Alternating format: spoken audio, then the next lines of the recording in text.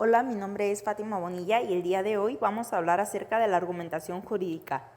Argumento significa disputa. En este sentido, a veces decimos que dos personas tienen un argumento en una discusión, pero no representa lo que realmente son los argumentos. Asimismo, dar un argumento significa ofrecer un conjunto de razones o de pruebas en apoyo a una conclusión. La argumentación sirve como medio de investigación o descubrimiento de razones para la toma de la mejor decisión. La argumentación permite la detección de errores fácticos y lógicos.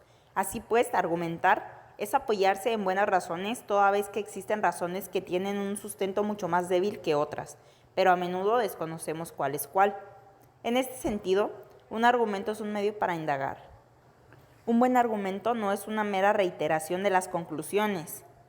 En su lugar deben ofrecerse razones y pruebas de tal manera que otras personas puedan formarse sus propias opiniones por sí mismas, utilizando los argumentos para llegar a una conclusión. El concepto de razonamiento jurídico se entiende en ocasiones como una aplicación de la noción general de razonamiento, cualquiera que ésta sea, al campo específico del derecho.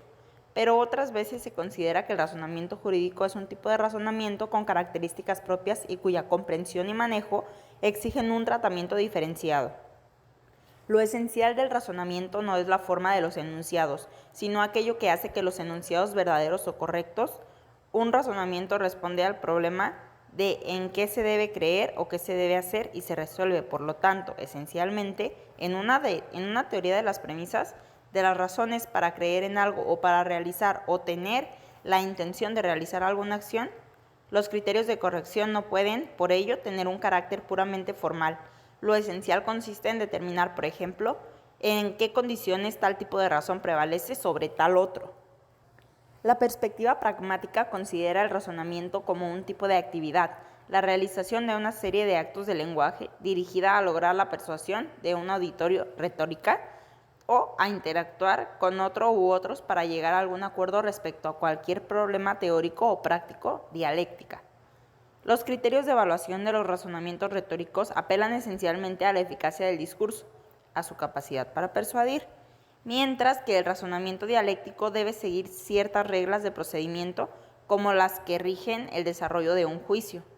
El uso de la argumentación y de la lógica ayuda a resolver no solo los llamados casos difíciles, sino también los filosóficos del derecho, axiología, deontología ética y deontología jurídica, que componen el mundo de los abogados, jueces y ministros, los cuales constituirán un paradigma muy especial en el terreno de la ética de los juzgadores y hombres de leyes, teniendo en cuenta lo que afirmó Aristóteles: la ley es el buen orden y la buena ley es el buen orden.